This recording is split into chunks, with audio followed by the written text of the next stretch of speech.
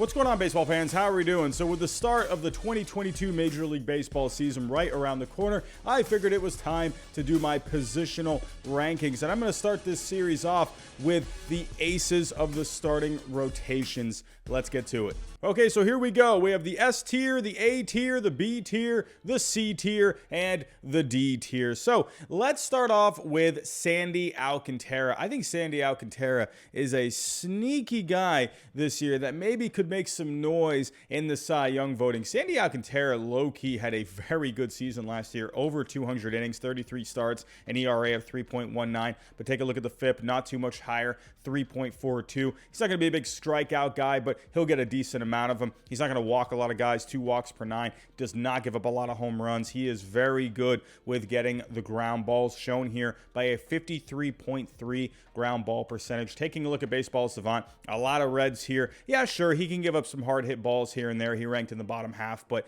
everything else extremely good. Taking a look at the projections for next year, they're actually projecting him very well, projecting him for a 4 wins above replacement on Fangraphs. I'm telling you, I think Alcantara could be a sneaky Cy Young pick. I mean, look at this rotation. Look at the Marlins, upgrading this offense. I think the Marlins could be a low-key, a pretty good team this year. I know we're all talking about the Mets, the Braves, the Phillies, but I think the Marlins could make some noise. As for Sandy Alcantara, I'm going to put him in the A. I definitely think this year he could take that step forward and become an S-tier ace. But for right now, I'm going to have him as an A. On to Shane Bieber. I feel like this guy was kind of forgotten last year, had some injuries last year, but in 16 starts had some really solid numbers, a 3.03 FIP, 3.17 ERA. Look at that 2020 season he had. Remember, he was going off in 2020 in that shortened season. 12 starts, had a FIP of 2.07, 14 strikeouts per 9. Just last year, lots of ups and downs for him. There are some reds here. He's obviously still going to get you a ton of strikeouts, a lot of swing and misses. He's going to get guys to chase. Fastball spin rate still looking very good. He was giving up some more hard hit balls last year, but xWOBA still looked pretty good. The xERA, the x batting average looked good. Middle of the road when it came to his walks. I think Shane Bieber, I think he's going to have himself a good year. I think he's going to get back to more of what we saw in 2020. He's projected to do pretty well, a 3.9 wins above replacement on Fangraphs. However, if you take a look here, they're only projecting him for 130 innings. I'm telling you, and 23 starts. If this guy gets back to, I know that's the thing people say, if he's healthy, but really, if he can give you 30 starts, I think Shane Bieber can easily be in Cy Young contention. And this Guardians team, I'm telling you, just like I was talking about with the Marlins, I think they could be a sneaky team this year for a wild card. Maybe even make some noise in that division as well. But Shane Bieber is definitely going to be a big reason. And to be honest with you, I really like Shane Bieber. I mean, what we saw in 2020, those numbers were absolutely insane. It was a shortened season. We still had, how many more starts? Probably another 18, 19, 20 more starts out of him. But the pace that he was on was incredible. I actually think Bieber is an S-tier guy. Maybe that's a bit of a hot take here to some people, but I really like Shane Bieber. This guy can rack up the strikeouts. If he's healthy, I think he's an easy Cy Young candidate. Walker Bueller really reminds me of Oral Hershiser, but with velocity and just nastier. Walker Bueller, one of the best pitchers in the game. Taking a look at his numbers from last year, phenomenal numbers. Are you kidding me? 33 starts, over 200 innings, 2.47 ERA. FIP was in the low 3s. Overall, he ranked 4th in Fangraph WAR among all pitchers last year. Walker Bueller, man, look at all the reds here on Baseball Savant. This is one of the best pitchers in the game. He's projected for another good season, 4.5 wins above replacement here. This guy, he's just really shown that he can be a workhorse. If you go to his last few years, he did miss a few starts in 2020, but going back to 2019, 30 starts there. I think this guy is just going to keep chugging along. I think he's going to be one of the best pitchers in the game. To me, Walker Bueller, easy S tier on a very good-looking Dodgers team. Corbin Burns, what else is there to say? This guy just had some nasty numbers last year. A 1.63 ERA over 28 starts. Are you kidding me? 7.5 wins above replacement. That led all pitchers last year. Corbin Burns, and the fact that he had that over 28 starts instead of getting into the 30s, that's just insane. Are you kidding me? Look at the guy's numbers here. 12.5 strikeouts per 9, under 2 walks per 9, under a half a home run per 9. Are you kidding me? This guy, what else is there to say? Look look at all the Reds here on Baseball Savant. He's projected for another very good season. The one thing, if I were to be a bit nitpicky here about Corbin Burns, I'd like for him to go a little deeper into games, try and get a few more starts. I mean, this guy, the strikeout to walk ratio, with the home runs, this guy, man, if you can get a few more starts out of him, get a couple more innings out of him, oh my goodness, are you kidding me? But easily S tier. Luis Castillo on the Cincinnati Reds. Luis Castillo, I love him. I think he's one of the best pitchers in the game. Had a very good season last year. After a very bad start, if you go back to that first month of the season last year, this guy was getting knocked around. I was getting a little bit worried, but he got back on track, ended up getting 33 starts, close to 200 innings, a 3.75 FIP overall, 9 strikeouts per 9. The walks kind of trickled up a little last year compared to 2020, and as well as the home runs, but I do think it was that first month of the season that really got to him. But if you take a look in the first half last year, FIP was a 4.00. Second half, it went down to a 3.45. If you look at the strikeouts per 9, went from 8 to 10. His walks went down. So he definitely had some struggles early on. But Luis Castillo, overall, I still think he's one of the best pitchers in the game. I do want to see a full season out of him before I move him up to the S tier. If you take a look here with Luis Castillo, he's projected for a good year. This guy's a workhorse. He's going to give you starts. I definitely think he's one of the better pitchers in the game, but I'm going to keep him at an A right now. I definitely think he has potential to get to an S. Can this be the year where he finally puts together just one of those S tier kind of seasons? Garrett Cole, a dominant season last year, but some interesting parts as well. If we take a look at his numbers overall, I mean, very good numbers. 30 starts, a 2.92 FIP, 12 strikeouts per 9, 2 walks per 9, around a home run per 9. But Gerrit Cole, with the whole, sticky stuff thing, there looked to be some effects from that after the sticky stuff was banned.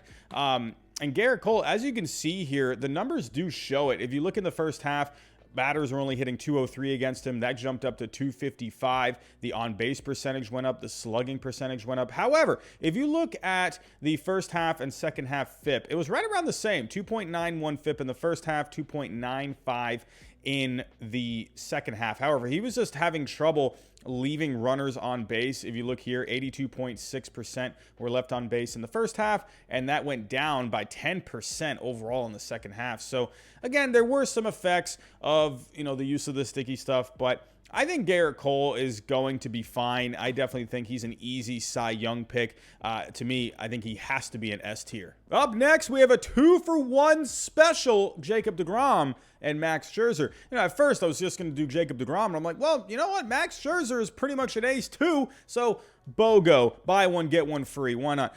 Jacob deGrom, Max Scherzer, I mean, this is insane to look at on paper. The only issue I have with these two, more deGrom, is just the health. Can they get this guy to, get back to pitching a full season? If you look at these numbers from last year, in 15 starts, this guy was on a historic pace, looking like he was maybe going to challenge for the all-time ERA record in a season. He had a 1.08 ERA in 15 starts and a 1.24 FIP. So this guy was doing something right last year. I don't know what he was eating for breakfast, but 14 strikeouts per 9, 1 walk per 9, half a home run per 9. Are you kidding me? These numbers are ridiculous. And Max Scherzer as well. I mean, good grief. Are you kidding me? 30 starts, 2.46 ERA. Had the dead arm near the end of the season. He was saying, the way the Dodgers were managing him, that was the reason for it. So we'll have to wait and see. Is age catching up to him? I don't know. But deGrom, Scherzer on paper is phenomenal. They are S tiers easily. I'm just looking out for the health. If these guys are healthy, oh boy, look out for the Mets. Nathan Ivaldi, I love me some nasty Nate. What a great season he had last year. 32 starts, an ERA of 3.75. However, a 2.79 FIP. Nathan Eovaldi last year was one of the top pitchers on Fangraphs WAR. He was number 3 overall with a 5.6 wins above replacement. This guy was really good last year. Almost 10 strikeouts per 9, under 2 walks per 9, under a home run per 9. Nathan Eovaldi was very hard to hit last year. Didn't give up a lot of barrels, didn't walk a lot of guys, didn't give up a lot of hard hits. The only thing that was low for him was really the spin rate on the fastball, but who cares? He's throwing upper 90s and the curveball spin rate. But whatever. He's not giving up a lot of hard hit balls. I really like Nathan Eovaldi. I do wonder, is he really, is he like a true ace of a staff? I think he is very, very good. I think he is like if there was a 1A, 1B situation, I feel like something needs to go along with him, in my personal opinion. That's why I love the idea of Chris Sale and Nathan Eovaldi at the top of the rotation. But with Eovaldi as an ace, I think he has moved into the A. If it was last year, I would have said B, but just because of the great season that he had, the way he pitched in the playoffs, I think Nathan Eovaldi really showed what he can do. Health has always been a question mark for him, but he showed last year he can pitch a full season. Can he do it again? We'll have to wait and see. But Nathan Eovaldi, I'll give him an A. Eduardo Rodriguez, an old friend, going to the Tigers this past offseason. Eduardo Rodriguez last year is a very interesting season. If you were to just look at the ERA, 4.74, you're thinking, whoa, what this guy, really? He got a big contract with the Tigers? What? But look at the FIP, 3.32. He was plagued by some not so great defense in the infield last year for the Red Sox. Xander Bogaerts, Rafael Devers, they're not going to be, the premier defenders out there. And Eduardo Rodriguez, he was really plagued by just balls falling in. If you look at the BABIP, batting average on balls in play, a 363 BABIP. I mean, that's just insane. But he's going to have a really good shortstop behind him in Javier Baez. He's going to have some better defenders there. So I do think he is going to be really solid. As for being an ace, I'm going to give him a B overall. I feel like to me, seeing Eduardo Rodriguez over the years, just the way he pitches, I feel like personally he's more of a 2 or a 3 in a rotation. I feel like if they can get Casey Mize to that next level, him and Eduardo Rodriguez atop the rotation sounds awesome. But as for an ace, I think Erod is more a B in my opinion. Max Fried coming off a World Series championship. Max Fried had himself a really solid season last year. 28 starts, 14-7 record. Strikeouts 8.5, walks in the low 2s, under a home run per 9. Good FIP of 3.31. With Max Fried, in a way there are some similarities with Eduardo Rodriguez. These guys, Eduardo Rodriguez is actually going to give you more strikeouts than Max Fried, but Max Fried, he's just a gamer of a pitcher. He's just going to go out there and he's just going to give it your all.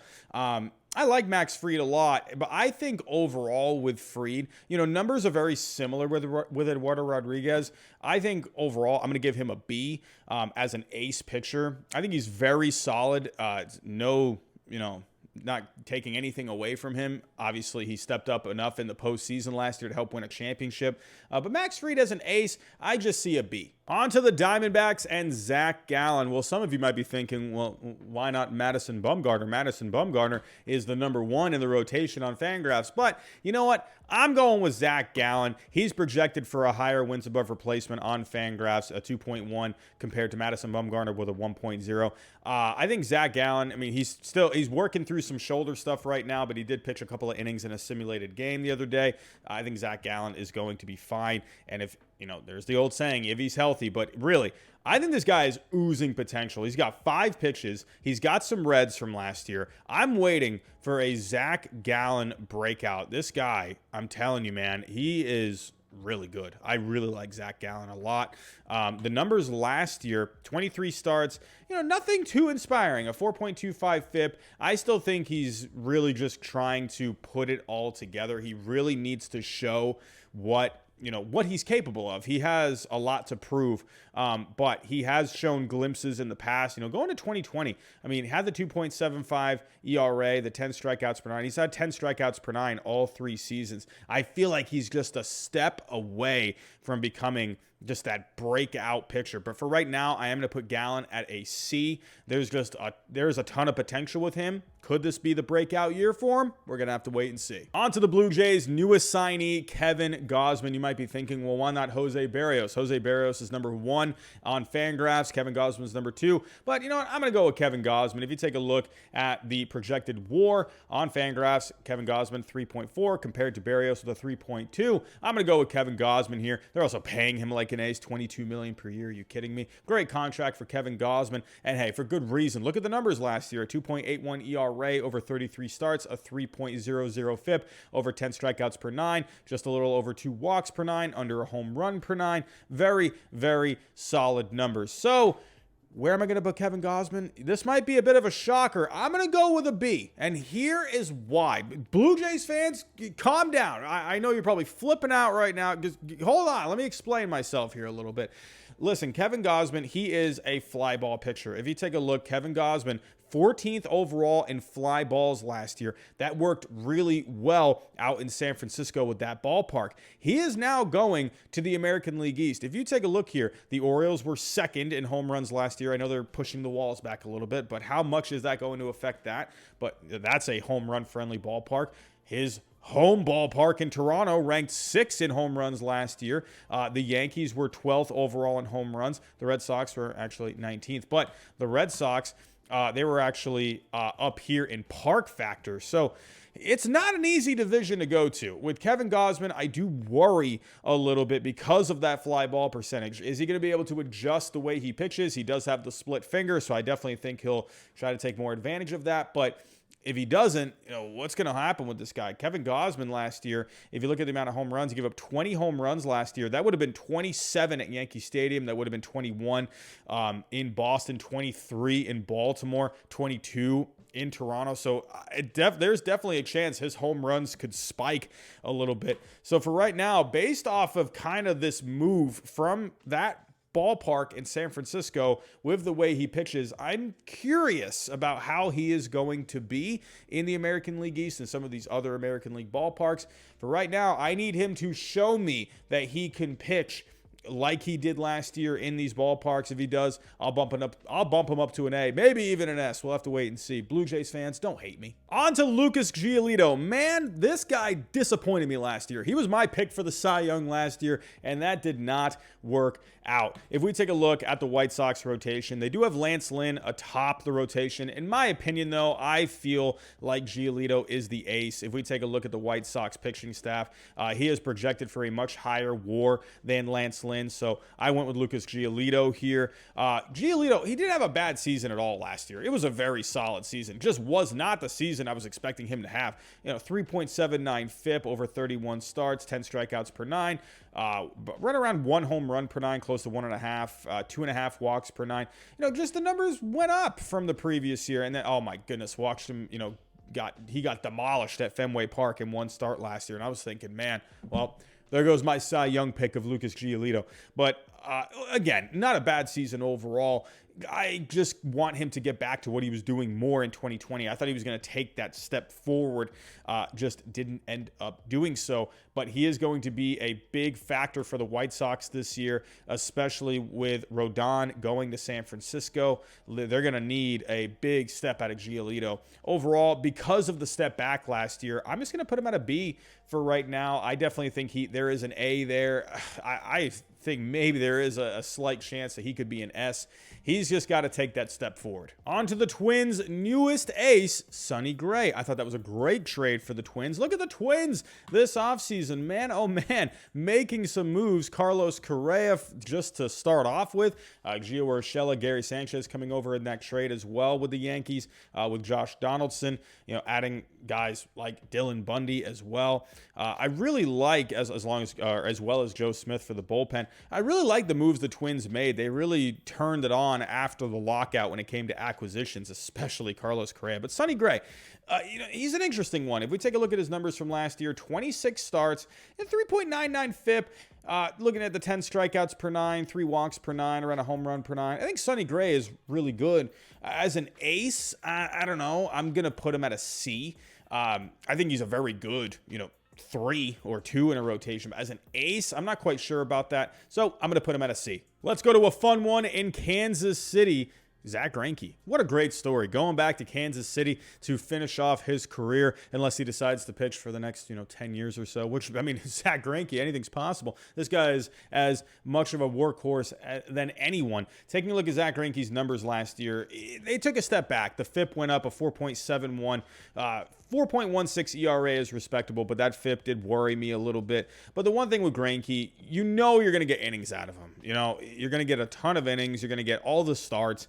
And with Kansas City, I think it's a really nice presence for a veteran guy to be there, you know, with these young guys like Brady Singer, Brad Keller, Chris Bubic, Carlos Hernandez as well. I think Zack Greinke, it's going to be a really fun fit in Kansas City. I'm glad he went there. Now, the only thing I do worry about in Kansas City, if you're looking at the ballpark stats here, Kansas City, they ranked 4th in doubles last year. It's not much of a home run park. If you take a look, with home runs in Kansas City, they were right near the bottom. One of the worst ballparks to go and try to hit a home run in. That's just the way the ballpark is built. It's definitely more built for these doubles, these extra base hits, where they ranked 4th overall with 116 doubles last year. And with Zack Greinke, if you're taking a look at his batted ball numbers from last year, actually, let me go to the rankings here. Zack Greinke ranked 5th in line drive percentage last year. He gave up a lot of line drives. Is that going to affect him in Kansas City?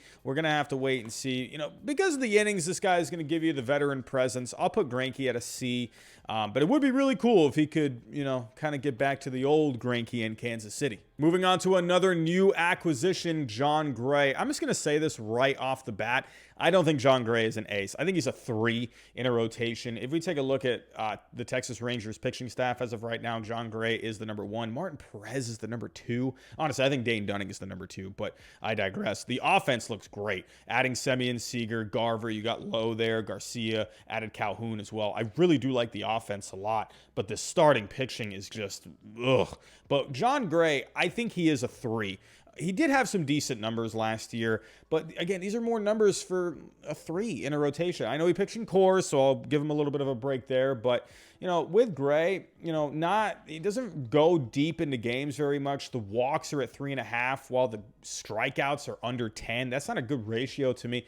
Honestly, I'm putting Jon Gray as a D. He's the first D on here. I just don't think he's an ace. I think he's a middle of the rotation guy.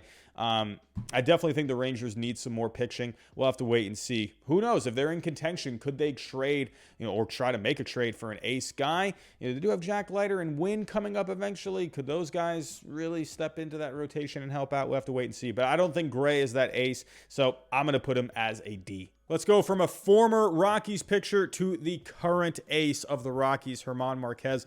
This guy, I'm telling you, if there's one guy that has really figured out how to pitch in Coors Field, it's Herman Marquez. I mean, easily. He's one of their best pitchers of all time when you really think about it. But Herman Marquez, easily the ace of the Colorado Rockies. If we take a look at his numbers last year, they did spike a little bit, at least in the FIP. Went from a 3.28 to a 3.86. The ERA went from a 3.75 to a 4.4. The strikeouts still under 9, but the one good thing about Herman Marquez is he's not going to give up a lot of home runs. 1 home run per 9, especially pitching at Coors Field. That is great. But the walks did go up a little bit. You know, I need to see a little more out of Herman Marquez. I am going to put him at a B overall, but he's getting really close to being a C. I'm going to be very interested to see what he does for the Rockies this year. They have added some bats in Colorado. I think that lineup is actually looking really good. If Herman Marquez can put together a season, you know, similar to what he did, you know, look at the numbers back in 2018, 10 strikeouts per 9, a 3.4 FIP, even the 2020 3.28 FIP. If he can get back to those kind of numbers, and the one thing with him, he's going to give you innings. That's another good thing with Herman Marquez. But for me, I'm at a B, but if that ERA and the FIP keep trending upward, I think we're looking at C territory. But for now, I'll stick at a B. Shane McClanahan. I think this guy, if he takes a step forward next year, could we maybe see a Cy Young candidate here with Shane McClanahan? I might be getting a little ahead of myself, but I'm just a big fan of him. I mean, if you're looking at just what he has to offer, you know, upper 90s fastball. He's got a slider in there, a curve, a changeup. If we look at the pitch values with him, you know, curveball was really good last year. Slider had a -8 run value. You know, the changeup was not very good, but the four-seamer was good. I mean, overall, McClanahan, I still think he is still kind of learning how to pitch in the major leagues, but he's 24 years old. And the fact that, yeah, we see some blues here in the top half, but that shows to me, he's just leaving some balls over the plate. He's giving up some hard hits, some barrels. But if you look at the strikeout percentage, it's up there. He doesn't walk a lot of guys. He gets a lot of guys to swing and miss. He gets a lot of guys to chase. He has some of the best velocity in the game. Decent spin rate on the fastball. Curveball has good spin rate. McClanahan, there's a lot of potential with him. And the numbers that he put up last year were really good. 25 starts last year, a 3.31 FIP. He had over 10 strikeouts per nine, under 3 walks per nine in his rookie season. That's really good. Only a home run per nine. Hey, Blake Snell won the Cy Young a couple of years ago. I think McClanahan has the stuff to take that step forward. The fact that he put up these numbers in his rookie year, the potential is just limitless with him. But for right now, I think it's tough because I think you could make a case for a B. And there's also a C. But to me, I'm going to stick with a C right now for McClanahan. But the sky is the limit here for Shane McClanahan. I think, man, if he puts it together, look out. He could be a sneaky Cy Young contender next year. On to John Means on the Baltimore Orioles. John Means showed some flashes last year, had the no-hitter last year, but overall, the numbers didn't look too great. He was plagued by some injuries last year, 26 starts, under 150 innings, a 4.62 FIP. That's a full run higher than the ERA. It will be interesting to see the Orioles moving the fences back a little bit, but I do like that he's giving up under a home run per nine, under 2 walks per nine, 8 strikeouts per nine. That's fine. But the FIP, a little high for me, 4.62. I'm not going to go too high with John Means. I'll go a C. But if he continues trending, higher with that FIP, we could be looking at a D. But for right now, I'll stick with a C for John Means. On to Frankie Montas on the A's. Will he be the ace for the A's much longer? We're going to have to wait and see. I'm surprised he hasn't been traded yet. But, I think maybe the A's, he's under some control. A couple more years left on that contract before he becomes a free agent. Could they maybe just wait until the trade deadline to get a little bit more out of him? I definitely think that's possible. But Frankie Montas, man, he is very solid. Looking at the numbers that he had last year, 32 starts, a 3.37 FIP. Come on, those are very solid numbers. A 4.1 wins above replacement, about 10 strikeouts per nine, under 3 walks per nine, under a home run per nine. Had some issues in 2020, but he really figured it out last year. Man, what else is there to say? Frankie Montas, I think just the question with him, where is he going to pitch? We're going to have to wait and see. Looking at Baseball Savant, he got a lot of guys to chase last year in the top 10% in chase rate. A lot of swing and misses, good spin rate on the fastball. Look at the velocity, almost in the top 10% there.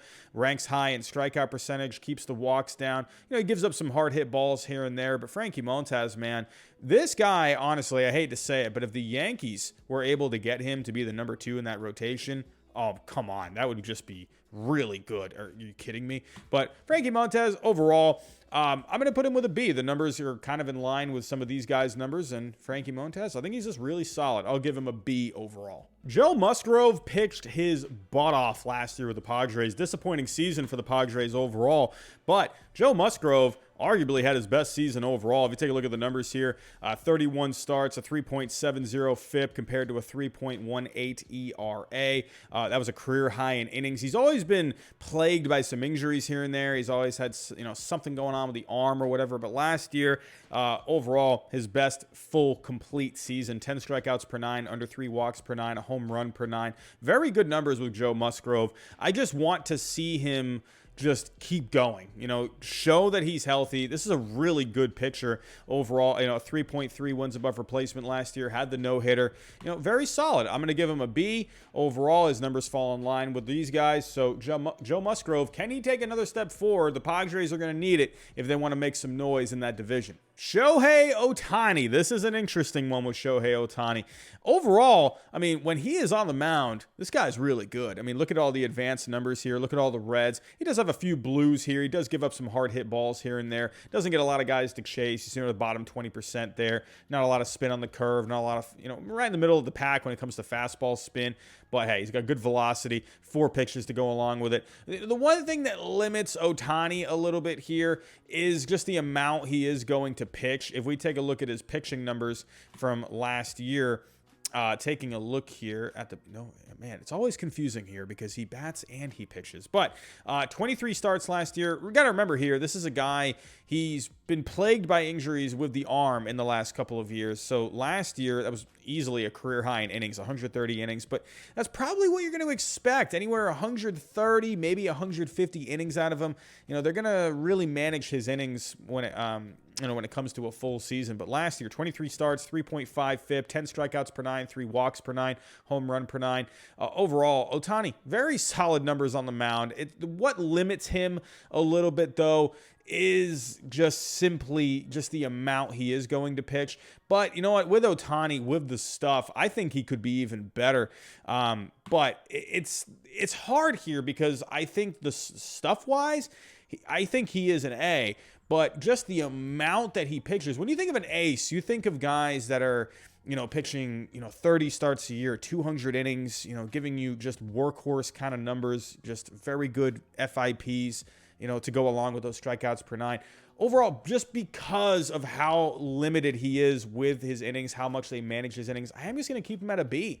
I hate to say that because I think stuff-wise, he is an A. If he were to pitch a full season, he's an A to me. But I think just the amount he's limited, I think puts him at a B. But let me know what you think down below in the comments. I think this is a good debate. I could see easily an argument for an A. I can see an argument for a B. Honestly, I would say B plus for Shohei Ohtani. But for here, just because of the innings, the way they manage him, I'm going to keep him at a B. Jose Quintana on the Pirates. There's really not a lot to say here. The Pirates are rebuilding. Jose Quintana, basically just brought in to, give him some innings. Could he be trade bait at the deadline? We'll have to wait and see. But Quintana last year, between the Angels and the Giants, he just didn't really do all that much. There was a lot of strikeouts, actually, with the Angels, 12 strikeouts per 9, with the Giants, 11 strikeouts per 9. But look at the walks, about 5 walks per 9 overall last year.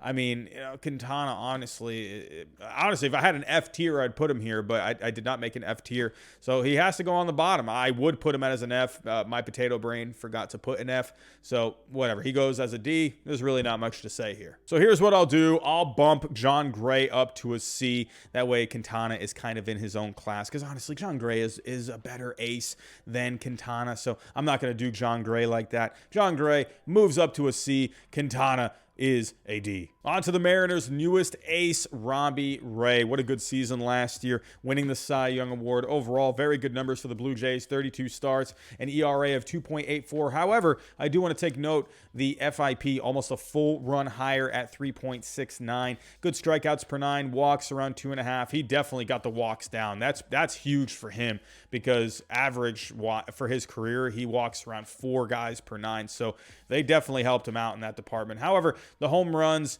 it tends to give up some home runs. If you take a look here, gave up 33 home runs last year at, oh my goodness, I almost said Safeco Field. At T-Mobile Park, he would have had 35 home runs given up. So we'll have to wait and see how he does in that ballpark. If you take a look, looking in that West, I mean, going to Houston, he would have given up 36 home runs, right around, 32 with the Angels. Actually, he would have done a lot better with Texas, but we'll have to wait and see how he does in that division. But this is a guy the Mariners really needed. If we take a look at this rotation, obviously he's at the top here.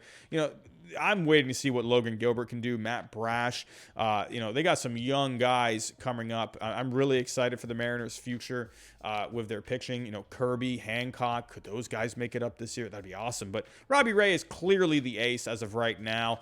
But with Robbie Ray, obviously the good season last year, the Cy Young. Is he, an S? I mean, when you look at the strikeouts, this guy, when he's on top of his game, he is hard to beat. However, average-wise for his career, this was easily his best season overall. I mean, clearly winning the Cy Young. So I'm not ready to put him as an S tier, believe it or not, winning a Cy Young. I'm going to keep him as an A. If he has another good season like he did, I definitely think there is an argument to be in the S tier. Steven Strasberg, kind of a forgotten man. He's had a lot of issues with injuries in his career. He is out as of right now, had thoracic outlet syndrome surgery. So it's looking like we're not going to see him maybe for another month or two. According to RotoWire News a few days ago, they said he probably won't make his debut until sometime in May. But with me, Steven Strasberg, when this guy is healthy, when he is on his game, he's one of the best pitchers in the game. If you go back to 2019, I'm not even going to look at the last couple of years. I mean, whatever. He's had 7 starts over the last couple of years, but 33 starts in 2019, helping winning a World Series. This guy was awesome that year. 3.25 FIP, 10 strikeouts per 9, almost 11, under 2.5 walks per 9, a home run per 9. This guy, to me, when he is healthy, he's an A. He's an A guy, but because, he's only made 7 starts over the last couple of years, we got to put him as a B. I think there's even an argument for a C, but, the career numbers when he's healthy, he's clearly one of the better pitchers in the game. So I'll go in the middle as a B. On to the Cubs' newest ace, the outspoken Marcus Stroman. I'm just going to be point blank here. Marcus Stroman, I don't think he's an ace. I think he's a really good number 2 in a rotation, an extremely good number 3 in a rotation. But Stroman as an ace, I just don't think he's an ace. I think he's a 2.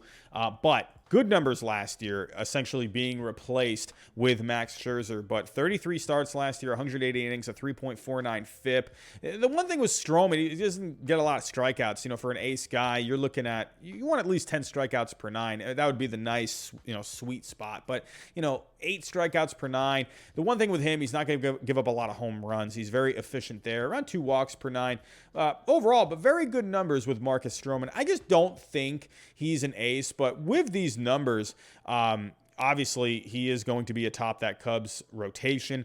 I think, as an ace, I'll put him as a B. The numbers are very good, and he's a workhorse. He's going to give you innings. He's going to give you starts, but is he an ace? Nah, not really, but overall, I'll give him a B. Justin Verlander, kind of like Steven Strasberg in a way, a bit of a forgotten man, but, pitching in that showcase over the offseason, throwing for scouts, ended up going back to Houston. It was looking like he was going to go to the Yankees at one point, but Verlander, he's looking like he's back to his old self. As Giraffe Neck Mark likes to say, he ages like fine wine. He's easily the ace of this rotation. He is projected for some good numbers. If we take a look at Verlander for this coming season, he's projected for a 3.75 FIP, 180 innings. If we're looking at the strikeouts per 9, they're looking at around 11 strikeouts per 9, under 2 walks per 9, under 2 home runs per 9. Verlander, I think he's going to have himself a really good year. But with Verlander, I think I do want to see a full season of health. I'm still going to proceed with a little bit of caution. I do think he's going to be fine, but I do just want to see it. So I'll put him as an A, but hey, this is a guy that just won a Cy Young a couple of years ago in 2019. I think there was an argument to be made that Gerrit Cole should have won it. But, this guy had a phenomenal season just 2 years ago. So easily he can be an S. But for now, I'll keep him as an A. Adam Wainwright, he was fun to watch last year, really just perfecting his craft, not relying on velocity, relying on location, movement, put together a very good season, very durable season, 32 starts, over 200 innings, a 3.66 FIP, a little higher than the 3.05 ERA. But man, Adam Wainwright, he just pitched last year. Wasn't going to blow you away. He just really got a lot. He just got a lot of guys out. He just figured out how to get it done. And overall, it had some very good numbers. Now, I do wonder with Adam Wainwright, if we take a look here, back in 2019, he had a 319 BABIP, batting average on balls in play. His career BABIP has been 295. Last year was a 256. So I wonder if it's going to trend a little more back towards his career average next year. FIP was a little higher than the ERA. So I wonder if we're going to maybe get back to more of a 4 ERA Adam Wainwright, 4 FIP Adam Wainwright. I think that's, possible, especially, he's not getting any younger. Obviously, he definitely figured it out without having to strike out a whole bunch of guys, but how is that going to go for another year? Will he be able to keep this up? We'll have to wait and see. The one thing with Wainwright that he did last year, if we take a look at the run values, the one thing that this guy did last year, he really had his sinker going. A negative 15 run value. That's easily the best number of his, in the last couple of years. I mean, easily that was his best number last year. His curveball was really good. His curveball's always been good, but if you look at the sinker, 2020 it was -1. 2019, his sinker was terrible. He was giving up, he had a positive 6 run value in 2019, but he figured something out with it last year. He really perfected that pitch, and it got him just a lot of outs last year, and especially with a good defense, it worked perfectly. So I still think you're going to see a really solid Adam Wainwright, but put him on a team with bad defense. How does he do? I'm not quite sure, but he has an amazing defense behind him.